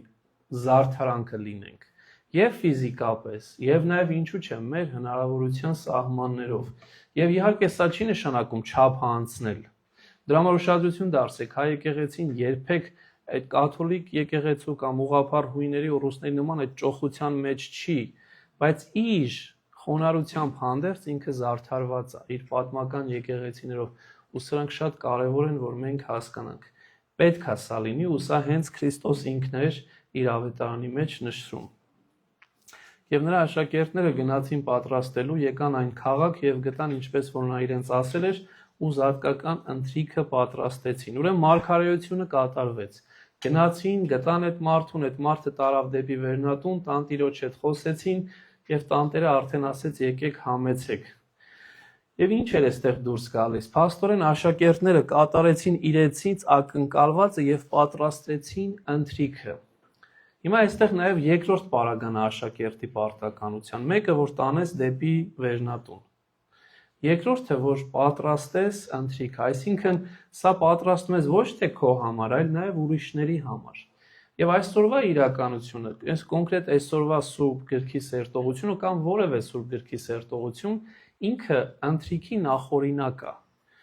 Դու հոգևոր հաց ես պատրաստել, դու ժամերով աշխատել ես, ընտրել ես գրքերը, կարդացել ես, մեջ ես բերել, սլայդ շոուներն ես պատրաստ։ Դու պատրաստել ես, որպեսզի այդ ընթրիքը տաս, եւ քո նպատակը մեկն է, որպեսզի ոչ թե դու միայն օգտվես, այլ մարդկանց օգտակար լինես, որպեսզի մարդիկ էլ օգտվեն այս հոգևոր սնունդից, որը որ պատրաստված է։ Մեզանից յուրաքանչյուրը, ինձանից սկսած կոչված է իր պատրաստությունը կատարել ընթրիքի։ Ամեն մեկը իր չափով։ Հոգևոր ընթրիքի մասին է խոսքը։ Եվ փորձենք մեր լավագույնը տանք եւ դա կիսենք մարդկանց հետ, որպեսզի մարդիկ այդ ընթրիքից օգտվեն, այդ ճաշից, հոգևոր ճաշից օգտվեն եւ ոչ թե փառավորեն մեր անձը, այլ փառավորեն Տիրոջը, որը որ այս ամեն ինչի պատասխանատուն է եւ ամեն ինչի պատճառն է։ Դրա համար գրում եմ խորքի մեջ յուրաքանչյուր աշակերտ պիտի նույնը անի, նախապատրաստի Տիրոջ համար ընթրիքը։ Նաև այս մասին է խոսում Սուրբ Պողոս առաքյալը, տեսեք ինչ էր ասում Առաջի Կորինթացիս 5-ի մեջ. մաքրեցեք, դեն նետեցեք հին խմորը, որպեսզի նոր զանգված լինեք, առանց թթխմորի, քանզի Քրիստոս մեր զատիկը մորթվեց։ Ուրեմն Քրիստոս նախ մեր զատիկն է, այս կոնտեքստը զատկական կոնտեքստ է, ինքը մորթվեց, բայց մորթվեց ոչ թե հենց ինքն իր համար, աննպատակ, այլ մորթվեց, որպեսզի ես մաքրվեմ, դեն նետեմ հին խմորը եւ լինեմ անթթխմոր, այսինքն միայն իրական մաքրությունը պահեմ իմ մեջ, ավելորդություններից ձերբազատվեմ։ Եվ հետաքրքիր մի միտք կա, որ այս զատկական ընթրիքը հրեաները ուտում էին դառը համեմունքներով։ Իսկ այս դառը համեմունքներն էլ խորքի մեջ հիշեցնում էին հրեաներին կատարած այն դառնությունները, որոնք Աստծո նկատմամբ էին արել եւ Աստծուն դառնացրել էին։ Այլ խոսքով ինքնակննության նաեւ վիճակ կար, որ զատկական ընթրիքի ժամանակ իրենք նաեւ սա էին հիշում, որ մենք շատ ենք դառնացրել մեր հորը, բայց սրանով հանդերձ Աստված, որ մեր երկնավոր հայրն է, մեզ ներել է ու մենք սրա համար էլ դառը այս խոտաբույսերը ուտելով հիշում ենք նաեւ մեր կատարած մեղքերը։ Եվ ասում եմ, երբ երեկո եղավ, նա եկավ 12-ի հետ միասին։ Այս ամբողջը նախապատրաստությունն էր։ Հիմա արդեն գալիս ենք իրական վիճակին, երբ երեկո եղավ, նա եկավ 12-ի հետ միասին։ Սա արդեն 5 շաբթի օրն է։ Չորեքշաբթի օրը Քրիստոսին մատնության օրն է։ Հուդան չորեքշաբթի օրը գնաց եւ ասաց ես պատրաստ եմ մատնելու, եթե փող տաք։ 5 շաբթի օրը արդեն ընթրիքն է, հաջորդ օրն է։ Եվ սա շատ կարևոր է, դրա համար ես նշել էի, նորից եմ ուզում հիշեցնել, որ չորեքշաբթի օրերը որպես կանոն տարվա գրեթե բոլոր օրերը, բացի զատիկից մինչև արդեն հոգեգալուստ, մի որոշ շրջան էլ կա, հիմնականում պահոց շրջանա, որովհետև մենք նշում ենք Քրիստոսի մատնության օրը եւ դրա մեջ մենք ինքներս մեզ ենք տեսնում։ Իսկ ուրբաթ օրը պահքա նաեւ չորեքշաբթի եւ ուրբաթ, որովհետեւ ուրբաթ օրն էլ Քրիստոս խաչվեց եւ այդ օրն էլ նույնպես մեզ համար մեծ ուրեմն պահոց օր է, որովհետեւ անդադար հիշում ենք Քրիստոսի չարչարանքները, որ կատարվեց մեր համար։ Բայց ինչու եմ ես օրերը շեշտում։ Չորեքշաբթին անցավ, եկավ 5 շաբթին, մի օր հետո, որտեվ Հուդան նախորդ օրը գնացել խոսել, փողն էլ վերցել էր համաձայն Մատթեոսի եւ վերադարձել էր Քրիստոսի աշակերտների մոտ ու կարծես ոչինչ չէր եղել։ Այս կեղծավորությունը, այս դերասանությունը, որը մենք տեսնում ենք Հուդայի օրինակի մեջ, ես եկել եմ ձեր հետ հաց կիսելու։ Եվ այստեղ հետաքրքիր է, որ հայրերը ասում են այս երեկո գաղափարը խորհրդանշում է օրվա ավարտը, որտեղ մեզ համար օրը ավարտվում է կեսգիշերին, ժամը 12-ին։ Հին մարդու համար, միջև այս վերջի շրջանը, օրը ավարտվում էր մոտ արևա մուտին, երբ որ մայրամուտ եղավ, օրը վերջացավ։ Սա մոտավորապես 5, 6, 7, նայած երբ է մայրամուտը տարվա որ եղանակին, օրը վերջացավ։ Ասում են եւ երեկո եղավ, այսինքն օրվա վերջն է, եւ այս օրվա վերջը նաեւ խորհրդանշում է հինի վերջը, հինը անցնելու է ու գալու է նորը ու նորը սկսում է ինչով, եթե ոչ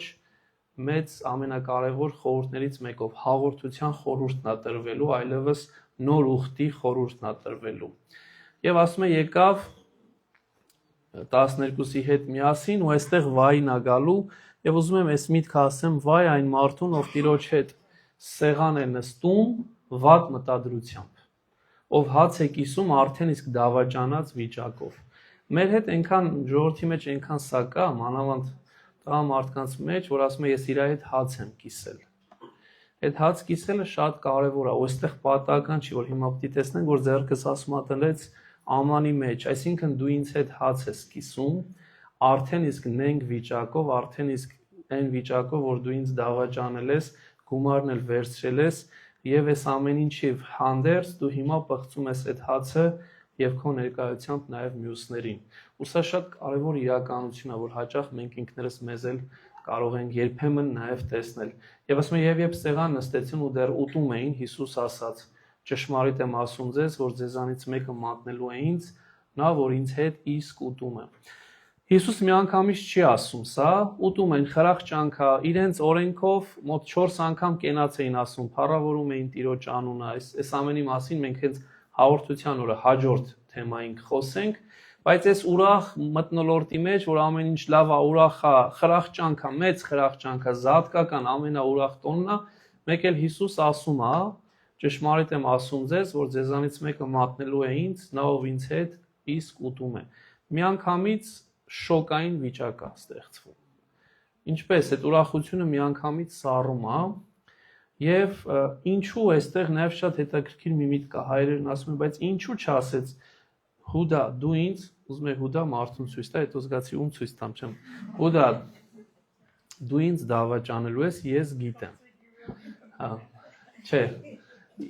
Որով եւ պատասխանը հետեւյալն է, որպեսզի Հուդան ինքն իրան քննի։ Առիթ է տալիս Հուդային, որ անդրադառնա, ինչպես որ Ադամին տվեց, ասելով ուր ես Ադամ, արդյոք կերար այդ հացից, իմանալով հանդերձ, որ ինքը ուր է, ու իմանալով հանդերձ, որ ինքը կերել է։ Սո նույնը այս վիճակն է, ինքը հստակ չի ասում, գիտեմ, որ դու ես, այլ առիթ է տալիս, որ Հուդան անդրադարձ ունենա, բայց ոչ միայն Հուդայի համար է սա առիթ, այլ նաև առիթ է բոլոր աշակերտների համար, որտեղ հիմա պիտի տեսնենք, որ աշակերտները խառնվում են իրար, որովհետև եթե խորքի մեջ նայենք, յուրաքանչյուրի մեջ էլ կար այս խնդիրը, այս թերահավատությունը կար, էսի լավ չեղավ, ոչինչ, թերահավատությունը կար, քաս նեպքին կբերես, եւ այդ թերահավատությունը ինքնին բերելու էր նրան, որ բոլորը պիտի հեռանային Քրիստոսից եւ ինքը պիտի մնար միայնակ։ Բայց սրա համար էր, որ նաեւ Տերը ինչ էր այստեղ մեզ ուզում ասել, որ ինքը ամենագետ է եւ քննում է բոլորի սրտերը եւ գիտի թե ինչ է կատարվելու եւ իրենից ոչինչ չես կարող թաքցնել եւ սա է, որ Քրիստոս նաեւ փաստեց այդքանով հանդերձ, եթե ասենք Հուդան ես լինեի, որ երբեմն ինձ իրոք տեսնում եմ Հուդայի կերպարի մեջ, կարող էի անդրադառնալ, ոնց իմացար, արդյոք դու պարզ մեկը չես, ինչ անեմ, ինչպես իմացար, որ ես գնացի մատնեցի քեզ ու եկա, բայց այդքանով հանդերձ Հուդան դեռ կույր է։ Եվ նրանք սկսեցին տրտմել ու ասել մեկը մյուսի հետևից, միթե ես եմ եւ մյուսը թե միթե ես եմ։ Դրա համար ասում եմ, նախ այս նորությունը խիստ ցավալի էր, քանի որ ուրախ տոնի օրը նման նորությունը կարող էր կործանարար լինել, եւ Օրիգինեսն ասում է, ուղղակի դիրը տեղ, հա, մերսի։ That's okay։ Եվ Օրիգինեսն ասում է, տրտմեցին, քանի որ գիտեին, որ իրենք էլ մոտ էին ուրանալուն, քանի որ մարդկային էությունը տկար է։ Մելանե ջան, լավ է, thank you։ Սակայն ասում է, տեսեք, այստեղ ուզում եմ այս միտքը վերել, որ ես չանդրադարձա, ընդհանրապես, այսօր էլ մեր տղաներից մեկի հետ խոսում էինք, երբ որ Քրիստոս ասի, ձեզանից մեկը մատնելու է, հիմա, եթե ասենք մեկը ասի, այստեղից մեկը մատնի չա, առաջի բանը, որ մենք անում ենք, ես ինձնից սկսեմ, կնայեմ քաղցրիկին, կարողա դու ես, կամ դու ես, կամ դու ես, կամ դու ես, այսինքն դու միանգամից նայում ես դիմացինին, բայց տեսեք առաքյալների վիճակը, առաքյալները չեն ասում, կարողա դու ես սրան նրան կասկածելով նայն, ասում է կարողա ես եմ, ուրեմն սրա մեծագույն խորհուրդը նրանում է կայանում, որ ոչ թե դիմացինի մեջ դավաճանին փնտրեք, վատին փնտրեք, այլ նախ եւ առաջ ինքներդ ձեր մեջ փնտրեք։ Եվ սա իրական կյանքի խորհուրդն է, սա շատ ավելի խորն է, քան այս փոքրիկ պատկերը, որովհետև եթե դու այսպիսին ես, ինչ որ այս աշակերտները, առաքյալները ցույց տվեցին, դու դիմացինի մեջ չարը չես փնտրում, դու դիմացինի մեջ դավաճանին չես փնտրում, դու դիմացինի մեջ թուրքին չես փնտրում, դու քո մեջ ես փնտրում նախ եւ առաջ, քո խնդիրներն ես տեսնում։ Եվ այս վերջերս պատմություններին ցավալի դեպքեր եղել մի հատ մի երիտասարդի հետ, ասում են եւ ներկա անցկա, ասում են միանգամից շրջվեց հայրը մորը, տես ինչ արեցիր, սա ամբողջ քո մեղքներ եւ այլն, որ երեխան էս վիճակում է։ Միանգամից դիմացինի մեջ է մեղքը փնտրում։ Ինքը իր վրա չի վերցնում, որ դու էլ հայրն ես։ Դու էլ ոչ պակաս, եթե ոչ ավել պատասխանատվություն ունես այդ զավակի։ Բայց միանգամից դիմացին, իսկ իրական առաքյալ, իրական քրիստոնյան իր մեջ է փնտրում ու դրա համար այս բառերը ես դեղին տառերով մեջվեց, ընդհանրապես Աստվածաշնչի բառերը դեղին տառերով եմ գրում, միթե դա ես եմ։ Եվ սա շատ կարևոր օրինակ է, որ մենք պիտի վերցնենք։ Նա պատասխան տվեց եւ ասաց 12-ից մեկը, որ ձեռքը ինձ հետ մցրեց պնակի մեջ։ Սա մարգարեություն էր։ Այստեղ երկրորդ միտքն էլ կա։ Այսօր մենք եվրոպացիներից շատ ենք ազդվել, պատառաքաղ, դանակ եւ այլն։ Քրիստոսի ժամանակ էլ մեր հայրերի մոտ էլ այդպիսի բաներ չկային։ Ձեռքով էին մարդիկ ուտում, իրենց ձեռքերը լվում էին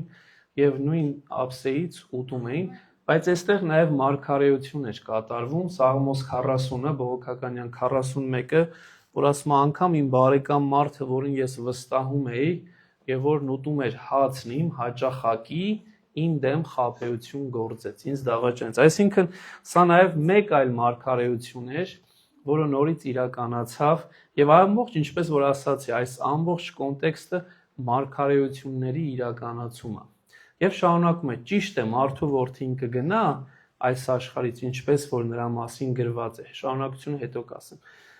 Բայց հետաքրքիր մի միտք, տեսեք չասած, ճիշտ է որ մարդու որդին ինչ կմահանա, ասեց կգնա, որովհետև այս գնալը շատ խորհրդանշական է, իր ամբողջ առակների մեջ ինքը անդադար խոսում էր նրա մասին, որ գնալու է ու հետո վերադառնալու է։ Սո այդ մահ կոչվածը, որ մենք հաճախ կոչում ենք մահ, եւ շատ վախենում ենք, եւ շատ տրտմում ենք, եթե հարազատ է մահանում։ Խորքի մեջ Քրիստոս կոչում է գնալ։ Եվ նաև հիշեցնում է, որ եթե գնալը կա, գալն էլ կա։ Եվ այս գիտակցությունը այնքան զորեղ գիտակցություն է, որ մենք, ես ինքս պիտի իմ մեջ մշակեմ եւ ունենամ, որ ունենալով հարազատ, որը որ այսօր իմ հետ չի ֆիզիկապես, գիտակցեմ, որ ինքը գնաց, բայց ինքը նաև հետ է գալու, որովհետև Քրիստոսի խոստումը կա։ Իսկ այդ խոստումը միշտ կա ու դրա համար ընդհանրապես առակների մեջ այս շատ կտեսնեք, ինչպես տանտերը ստեղծեց, գնաց ու հետո նաև վերադառնալու է։ Վերջերս չեն որ ընթերցեցինք առակը, երբ որ այգին մշակներին տվեց, գնաց ու որ հետո պիտի վերադառնա, որ վերադառնա նրանց պատժելու է եւ այգին նոր մշակների է տալու։ Ու փաստորեն ինչ էր դուրս գալիս, այս ամենը նաև ասում էր, որ գրվածը պիտի կատարվի։ Հիշեցնում է, որ այս ինչ որ կատարում է, ինքը սովորական բան չի, ինքը ամբողջ մարգարեություն է, որը որ պիտի կատարվեր եւ Քրիստոս եկել է, որպեսի մարգարեությունը իրականացնի ու ամեն ինչ ինքը իրականացրեց, ինչպես որ գրված էր։ Մի գրքույկ ունեմ փոքրիկ, որ կոչվում է 100 մարգարեությունների իրականացումը։ 100 մարգարեություն էին հաշվել, որ հին ուխտի մեջ ասվել էր եւ նոր ուխտի մեջ Քրիստոսով իրականացել էր։ Ոչ թե 1, ոչ թե 2, ոչ թե 10, այլ 100։ Շատ լավ, տաննա։ Եվ հիմա վերջի միտքն է, ասում է, բայց վայ այն մարդուն, որի ձեռքով մարդու որդին կմատնվի։ Ինձ համար, իբրև քրիստոնյայի, ամենամեծ պատիժը, որ կարող է լինի, Քրիստոսի ասած վայն է։ Որտեվ Քրիստոսի ասած վայ ավելի ցավալի է, քան նույնիսկ երևի դժոխքի պատիժը։ Որտեվ այդ վայի մեջ ամեն ինչ ասված է։ Եվ իրապես վայ այն մարդուն, որ այդ վային է արժանանալու, իսկ Քրիստոս վայ ասում է։ Որտեվ նորից ուզում եմ հիշեցնել այսօրվա այս վարդագույն աշխարհը մեզ այնպես է ուզում ներկայացնի, որ ինչ էլ անես անպատժելի ես։ Ամեն ինչ Քրիստոս կների, Աստված ամեն ինչ ներում է։ Բայց Քրիստոս շատ հստակ ցույց է տալիս, որ ինքը ներող Աստված լինելուց բացի արդար Աստված է։ Եվ արդար է, եթե ըստ քո կատարած քայլերի ու քո ապրած կյանքի է ինքը որոշելու։ Եվ այս վայը սրան է ուղղված, Քրիստոս կարա վայ ասի։ Եվ զգուշ լինենք, որ այդ վայը մեր համար չասի։ Եվ հետաքրքիր է, այս հարցադրումը շատ են տալիս, իսկ ինչու այս զգուշացումից հետո, այսքան խիստ զգուշացումից հետո, վայ այն մարդուն, որի ձեռքով մարդու որդին կմատնվի, ասում է այն մարդուն, որ իր կողքն է ու հիմա լսում է։ Ինչու այդքանով հանդերձ Հուդան դարձի չեկավ։ Քանի որ միտքն ու հոգին կուրացել էր, ականջները չէին լսում, աչքերը չէին տեսնում, որովհետև հոգևոր մտայնությունը կուրացել էր, որովհետև ավետարանիչներից մեկն ասում է Սատանան մտավ նրա մեջ։ Եվ սա շատ ցավալի իրականություն է, երբ որ առիթ ենք տալիս, թույլ ենք տալիս, որ չարը մտնի մեր մեջ, մեր միտքը փոխի, մեր էությունը փոխի։ Սա շատ ցավալի է։ Ես սրանից պետքա զգուշ լինենք։ Ու սա Հուդայի օրինակը նաև շատ խորհրդանշական օրինակ է բոլոր այն մարդկանց, ովքեր որ կարծում են, որ իրենք Քրիստոսին ունեն ու փրկված են, ու էլ մեղք չեն գործելու։ Քրիստոսին ուներ Հուդան, ավելին Քրիստոսով ինքը հրաշքներ էր գործում, դևեր էր հանում, որ հաճախ չենք անում, մեծ հեղինակություն ու իշխանություն ուներ Քրիստոսով, բայց անկում ապրեց ու Քրիստոսին ուրացավ։ Եվ սա մեծագույն օրինակն է, թող մեզանից որևիցե մեկը իրեն Հուդայից ավելի կարևոր ու մեծ չկարծի, լինելով են փարիսեցիների նման, որովհետև յուրաքանչյուրս կարող ենք կործանվել։ Եվ ավելին ասեմ, հետո պիտի տեսնենք, թե ինչպես էր Պետրոսը կործանվում, եւ Քրիստոս ասեց աղոթեցի քո համար, որպեսզի դու չկործանվես եւ դրանով նաեւ քո եղբայրներին էլ ուժ տաս, որովհետեւ եթե այդ աղոթքը չլներ, այդ զորակցությունը չլներ, Պետրոսն էլ էր կործանվել ու մնացած բոլորը։ Ուրեմն սա նաեւ շատ կարեւոր է, որ մենք հասկանանք։ Բայց ինչ եղավ, այս նույն Հուդան, որ այս պահին չլսեց, չհասկացավ, երբ որ արդեն խաչելությունը կատարվեց, Քրիստոսի մահը եղավ, նոր հասկացավ։ Եվ երբ որ նոր հասկացավ, եթե կհիշեք, գնաց տաճար, 30 արծաթ նետեց տաճարի մեջ, ասեց չեմ ուզում, բայց այդքան էլ բավական չէր։ Այսինքն ինչ է դուրս գալիս, գիտակցության եկավ, բայց արդեն ուշ էր։ Եվ ի վերջո ինքը հասկացավ, որ սխալ էր անշուշտ, սա էլ չարի պատրանքներ, որ այլևս չի կարող ներվել ու գնաց ու ամենամեծ մեղքը կատարեց, որ ինքնասպանությունն է, ու սա էր, որ իր ամենամեծ մեղքն էր։ Սո ինչ է դուրս գալիս, ամենակույր մարդն էլ, որի ականջները հոգու մտքի չեն լսում ու չեն տեսնում, միևնույնն է, պահը գալու ինքը դարձի է գալու, ինքը գիտակցելու է, բայց այնպես լինի, որ դա ուշացած չլինի։ Հիմա եթե աներ, այն ժամանակ այդ խնդիրը ինքը չէր ունենար։ Եվ դրա համար այս միտքը 8-րդ դարի Բիդն է ասում, անգլիացի սուրբը ասում է, երբեմն մենք մեղադրում ենք Հուդային եւ չենք ցանկանում Հուդա լինել, որ շատ լավ է, բայց չէ, որ երբ կողկրտում ենք ճշմարտությունը եւ արդարությունը անձնական շահի համար, դառնում ենք Հուդաներ։ Որտեւ Քրիստոս ինքը ճշմարտությունն է, որտեւ Քրիստոս ինքը արդարությունն է։ Եվ երբ որ մենք մեր անձնական շահի համար կողկրտում ենք ճշմարտությունն ու արդարությունը, արդյոք մենք Հուդաներ չենք դառնում։ Եվ սա այդ միտքն է, որ առաջից դարերից հայրերը տեսել են հենց իրենց մեջ եւ օգնել են, որ մենք էլ սա տեսնենք։ Եվ վերջին նախադասությունը այսօրվա սա էր. լավ կլիներ նրան, եթե այդ մարդը ծնված անգամ չլիներ։ Թեոփիլակտը 12-րդ դարի հայրերից ասում ավելի լավ է ծնված չլինել, քան հավիտենական տանջանքի համար ծնվել, որ իրապես այդպես էլ կա։ Եվ այստեղ խոսքը ինչու՞մ է գնում, որ մարդը ինքն է ընտրում իր վաղվա ապագան, իր հավատի եւ համոզումի վրա հիմնված քայլերով։ Տեսեք, մարդը կյանքը 3 մասից է բաժանված. սկիզբ, ընթացք եւ ավարտ։ Սկիզբը Աստծո պարգևն է։ Ով ինչ ուզում է ասի, մարդու ծնունդը Աստծո պարգև է։ Ընթացքը արդեն ին որոշումներից է։ Աստված առաջարկում է իր ճանապարհը, բայց չի պարտադրում։ Եվ այդ որոշումները ես կայացնում եմ կամ Աստծո հետ համագործակցելով կամ լսելով Աստծուն կամ չլսելով, աշխարհը լսելով։ Եվ արդեն երրորդը իմ կյանքի ավարտը իմ կատարած որոշումների ու քայլերի հետևանքն է։ Եվ Աստված ինձ դատում է այն, որ ինձ կյանքը տվեց, իմ կատարած քայլերի համաձայն, թե ես ինչպես ապրեցի, ինչ գործ կատարեցի։ Եվ սա է փաստորեն, կյանքի սկիզբը Աստծո պարգևն է, կյանքի ընթացքը իմ կատարած որոշումներն են եւ կյանքի ավարտը քայլերից հետևանքն է, ինչպես եմ քայլել, ինչ գործ եմ կատարել եւ ըստ այդմ Աստված ինքը դատում է իմ կատարած քայլերի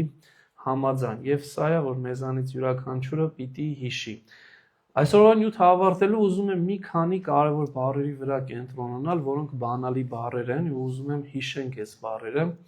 Առաջինը զատիկն էր, ամբողջ կոնտեքստը զատիկի ու բաղարջակերած տոնի մասին էր։ Շատ տեսանք սպանելը, գառը,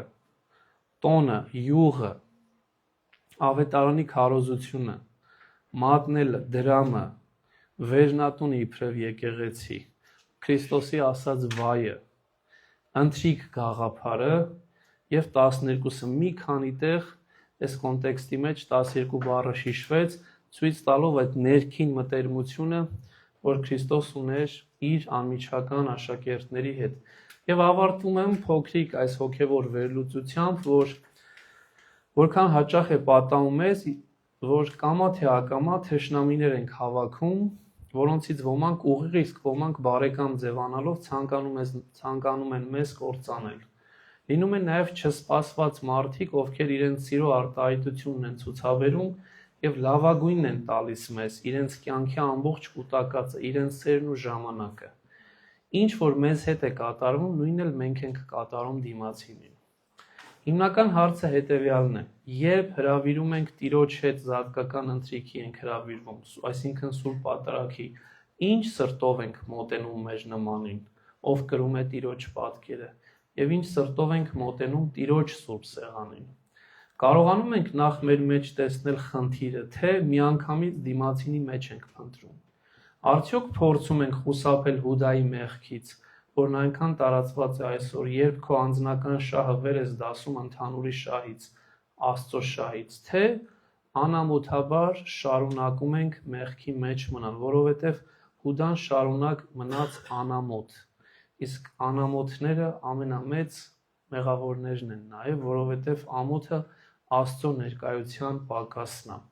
Եվ այս հարցադրումները մեզանից յուրաքանչյուրին հուսով եմ այս մեկ շաբաթվա ընթացքում կօգնեն։ Ուզում եմ հիշեցնել, որ այս շաբաթ օրը Սուրբ Հակոբ Մծբնացու տոնն է, իսկ մենք ընդհանուր առմամբ Հիսնակի պահոց շրջանի մեջ ենք եւ նախորդ ամսի 30-ին էր, եթե չեմ սխալվում, գնացինք Սուրբ Հակոբ Մծբնացու եկեղեցին, որ Լոս Անջելեսում է, Սեյնտ Ջեյմսը, հետաքրքիր ուխտագնացություն էր, լավ հոգեշունչ էր եւ Աստծո կամոք այս կիրակի էլ ուրիշ Սուրբ Հակոբ ենք գնալու։ Տերայրին հարցրեցի ձերն էլա Մծբնացի, թե առաքյալն է, ասեց կարծում եմ առաքյալն է, Մծբնացին չի, բայց նորից Հակոբ է